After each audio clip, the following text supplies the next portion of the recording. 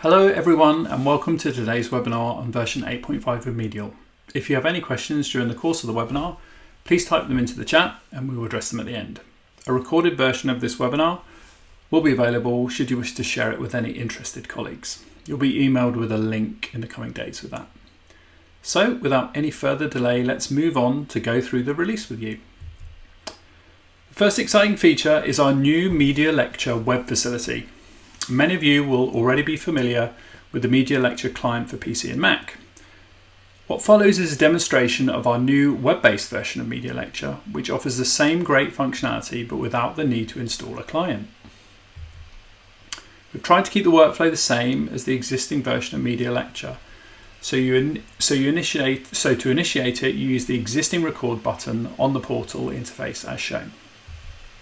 At this point, the user will get the option to choose between the new web-based client and the existing installable client. We aren't forcing customers or users to stop using the existing client. So should you need to, you do not need to offer this choice if you'd rather keep using the existing client. Indeed, if you want to migrate right away, then you can default to launch a new client without offering a choice. More on that a little bit later. So let's assume you want to use the existing client. You just click as indicated. This, as before, will launch MEDIALecture as you know it now. Alternatively, if you want to use the new web-based version, you click as indicated here on the slide. This then launches MEDIALecture Web. Hopefully you're as happy as I look here. You'll notice here that my MEDIALecture Web is defaulting to just record my webcam. However, you can also record your screen, or indeed both at the same time. In terms of screen recording options, you can choose a tab to record, choose a window, or if you like, the entire screen. When choosing a tab, you also have the opportunity to select the tab audio, which is great if you're looking to capture the audio from, for example, a video that you're playing on YouTube.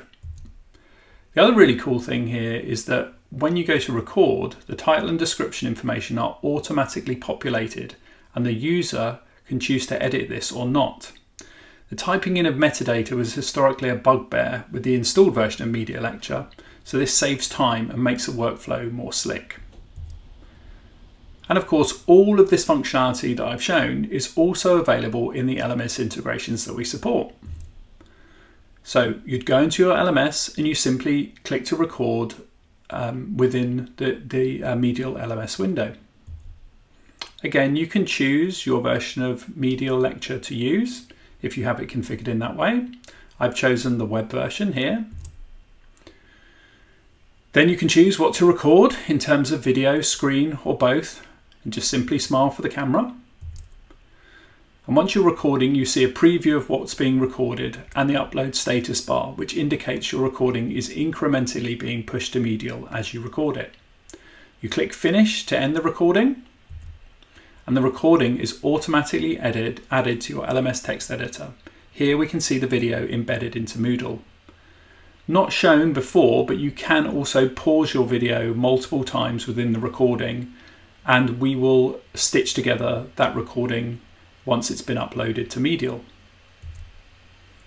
Of course, the same is true within Blackboard in terms of the embedded video being added to the LMS and Canvas and Desire to Learn. So it's a really, really simple workflow, and the video is automatically added at the end of the recording within your LMS. From a MEDIAL admin point of view, you now have a dedicated tile for MEDIALecture.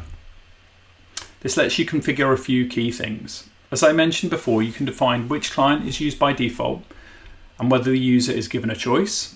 You can also define the default metadata that is added to the title and description, as well as the default layout used when the user clicks to record. Here I'm giving the user a choice of which client to use, and I have a default layout of video on startup. There's also on this page a connection timeout value in seconds that can be defined, and I'll go into a bit more detail on what that is right now. The timeout value is purely to ensure that no recordings are lost down to interruptions in connection. On screen here, you'll see that a user has lost internet access and MEDIALecture is informing them that it will attempt to resume for the period of time defined by the admin.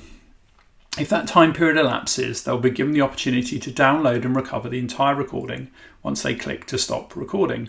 This is especially useful if, for example, the user was not aware of a break in their internet, as they can still keep the recording regardless of when their internet cut out. They're informed of when this happened by MEDIALecture, as seen here. Once they stop the recording, they can then save the video. The file is saved locally as a WebM file, and this can be uploaded into MEDIAL. This is a fairly rare occurrence, but we've built this into the product to save on any issues with users potentially losing their recordings. The MEDIAL admin also has the facility to see any uploads that may have failed for whatever reason, for example, a user closing their browser, etc. They can decide to put those recordings into the correct user's personal category or delete the content. So again, this is an improvement on the existing MEDIALecture process, whereby it was hard to tell whether those uploads hadn't got to the server, and the admin had little way of rectifying that issue. Also in the MEDIALecture tile, there's the ability to define who has access to MEDIALecture as well. Moving on from MEDIALecture now, let's have a look at some of the changes that have been made to the MEDIAL library portal. Firstly, we have a change that means that repeated login attempts will lock out a user. You can define how many attempts is deemed as suspicious, and also unlock users whose accounts may have been wrongly locked out. This is just a security measure in case these unauthorized attempts to log in are made repeatedly. In terms of other user-related changes, we've now addressed a long-standing feature request in that you can now move content from one user's personal category to another, and it also reflects this now in the contributor name. The use case here was normally that one user left the organization, and the content would then be moved to another user's personal category, but the contributor name would remain for the old user. This has now been addressed, and for content where this action has occurred, you will see a small icon that denotes this as shown on the slide, and some alt text showing the old contributor identity for completeness. Again, from customer feedback, we've also now added the option to include and select license information on the MEDIAL upload wizard. This is optional and off by default, but you can contact support if you'd like it configured this way. Also in the area of content licensing and syndication, we now support Apple podcast feeds for MEDIAL categories. In terms of more video related features, we also now support the ability to add blurring to videos shot in portrait, as shown here. And our player will automatically stretch older 4:3 resolution videos so that there's no black bars seen in that type of video either within our player. There's also been a whole host of accessibility changes made to the MEDIAL UI, mainly concentrated on the addition of ARIA tags for use with screen readers. A copy of our VPAT is also available at the highlighted URL. On a more technical note, we've added some files into the MEDIAL build that allow for more accurate probing and uptime checking. A summary is shown here on the slide. Bear in mind that if you're a SaaS customer already, we are actually already monitoring your site in this way.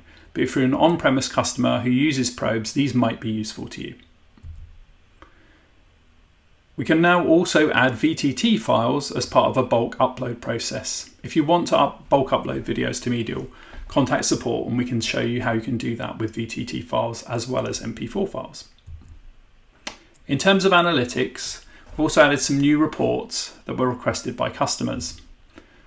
Both of these reports relate to the ability to see which users have uploaded content and played content. The use case here was a potential data protection request by a student who wanted to see data on all of the media that they've uploaded and all of the media that they've played as well. These reports don't necessarily have to be used with student user accounts. They can be used with any MEDIAL user account, but that is one potential use case of this report. Moving on to our provision within LMSs, obviously we've already seen that the new MEDIALecture Web tool can be used in any of our LMSs. However, we've also added support for the latest versions of Moodle. and made some improvements on how we work with H5P. We now also allow you to run content policies based around content that has been specifically added to your LMS. This is great if you have a user retention policy related specifically to how courses are run and when. Our Zoom integration also has a key addition to it in version 8.5. In September of this year, the old method of using JWT tokens will go end of life and be replaced by OAuth. So if you're a MEDIAL customer who uses our Zoom integration, it's imperative that we upgrade you to v8.5 before this September deadline. So please contact support to arrange an upgrade date. That concludes our webinar today. We'll now go into a Q&A session, so if you have any questions ready, we will answer them shortly.